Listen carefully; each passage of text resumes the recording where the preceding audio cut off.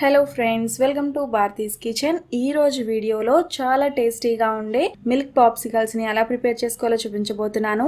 Milk popsicles అంటే పాలతో ice ని ఎలా ప్రిపేర్ చేసుకోవాలో చూపించబోతున్నాను. జనరల్ గా పాప్సికల్స్ ప్రిపేర్ చేసినప్పుడు ఐస్ క్రిస్టల్స్ కింద ఫామ్ అవుతూ ఉంటుంది కదా, సో అలాంటిది ఏమీ కాకుండా క్రీమీగా ఉండే ఈ మిల్క్ పాప్సికల్స్ ని నేను చూపించిన కొలతలతో మీరు ప్రిపేర్ చేసినట్లయితే చాలా క్రీమీగా వస్తుంది. చిన్న పిల్లలైనా పెద్దవాళ్ళైనా చాలా ఇష్టంగా కూడా తింటారు. సో క్రీమీగా ఉండే ఈ మిల్క్ పాప్సికల్స్ ని ఎలా ప్రిపేర్ చేసుకోవాలో ఇప్పుడు చూపిస్తాను. వీడియో స్టార్ట్ చేసే ముందు ఒక చిన్న రిక్వెస్ట్ అండి. మీరు నా వీడియోని ఫస్ట్ టైం చూస్తున్నట్లయితే నా ఛానల్ ని సబ్స్క్రైబ్ చేయండి. అలానే ఇన్స్టాగ్రామ్ ను కూడా ఫాలో అవ్వండి. ఇన్స్టాగ్రామ్ లింక్ అనేది డిస్క్రిప్షన్ బాక్స్ లో ప్రొవైడ్ చేస్తాను. అలానే మీకు స్క్రీన్ మీద కూడా ఇస్తాను. ఇన్స్టాగ్రామ్ లో చాలా ఇంట్రెస్టింగ్ స్టఫ్ అనేది యూట్యూబ్ లో కన్నా ముందే ఇన్స్టాగ్రామ్ లో పోస్ట్ చేస్తాను.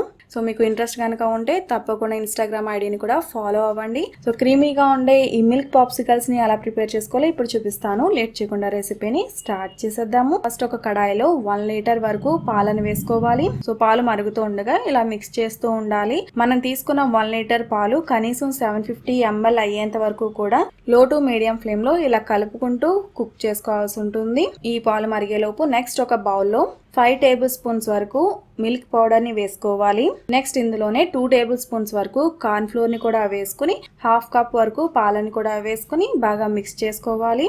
నార్మల్ రూమ్ టెంపరేచర్ లో ఉన్న పాలను మాత్రమే యూజ్ చేసుకోవాలి. పచ్చి పాలైనా పర్వాలేదు, లేదంటే కాచి చల్లార్చిన పాలనైనా కూడా తీసుకోవచ్చు. ఉండలేమీ లేకుండా నీట్ గా ఇలా మిక్స్ చేసుకున్న తర్వాత ఈ బౌల్ ని పక్కన పెట్టుకోవాలి. నెక్స్ట్ 750 ml పాలు అయ్యేంత వరకు మరిగించుకున్న తర్వాత, అంటే 1 లీటర్ పాలు తీసుకున్నాం కదా, అందులో పావు లీటర్ పాలు వరకు మరగబెట్టుకున్న తర్వాత ఇందులో ఆల్రెడీ మిక్స్ చేసి పెట్టుకున్న కార్న్ ఫ్లోర్ పాలని వేసుకోవాలి. కార్న్ ఫ్లోర్ మిక్స్ చేసిన తర్వాత అడుక్కు వెళ్ళిపోతుంది. సో ఒకసారి మిక్స్ చేసుకుని ఇందులో వేసుకోవాలి.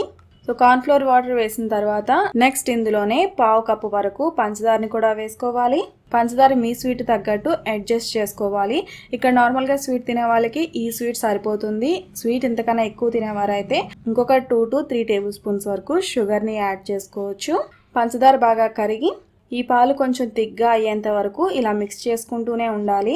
కార్న్ ఫ్లోర్ వాటర్ వేసిన తర్వాత లో ఫ్లేమ్ లోనే కుక్ చేసుకోవాల్సి ఉంటుంది. 3 to 4 మినిట్స్ పాటు ఇలా లో ఫ్లేమ్ లో కుక్ చేసుకున్న తర్వాత పాలు చూడడానికి ఇలా థిక్గా అనిపిస్తాయి. ఈ టైంలో స్టవ్ ఆఫ్ చేసుకుని నెక్స్ట్ ఈ పాలని పైన తొరక కట్టకుండా ఇలా మిక్స్ చేసుకుంటూ ఉండాలి. 5 మినిట్స్ పాటు ఇలా కలుపుతూ ఉన్నట్లయితే ఈ పాలు కొద్దిగా చల్లారుతాయి. ఇలా చల్లారి పెట్టుకున్న తర్వాత మరీ పూర్తిగా చల్లారిపోవాల్సిన అవసరం లేదనమాట. కొంచెం వేడిగా ఉన్నా కూడా పర్వాలేదు. ఈ టైంలో ఇందులో వెనిలా ఎక్స్ట్రాక్ట్ ని కూడా వేసుకోవాలి. వెనిలా ఎసెన్స్ ని ఇందులో 1/4 టీ స్పూన్ వరకు వేసుకోవచ్చు. నెక్స్ట్ ఇది చల్లారి పెట్టుకున్న తర్వాత ఐస్ పాప్సికల్స్ మౌల్డ్లో వేసుకోవాలి. ఇలా వేసుకున్న తర్వాత వీటిని ఫ్రీజర్లో కనీసం 8 to 10 అవర్స్ పాటు ఉంచుకున్న తర్వాత వీటిని సర్వ్ చేసుకోవచ్చు. లేదంటే ఓవర్ నైట్ పాటు ఫ్రీజర్లో ఉంచి తీసినట్లయితే ఈ మిల్క్ పాప్సికల్స్ అనేవి ప్రిపేర్ అయిపోతాయి.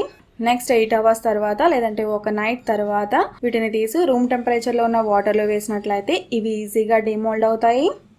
ఒక 30 సెకండ్స్ పాటు ఇలా ఉంచినట్లయితే ఇవి ఈజీగా మౌల్డ్లోంచి వచ్చేస్తాయి. సో చూసారు కదా, చూస్తుంటుంటేనే చాలా బాగున్నాయి కదా, టేస్ట్ కూడా అంతే బాగుంటాయి.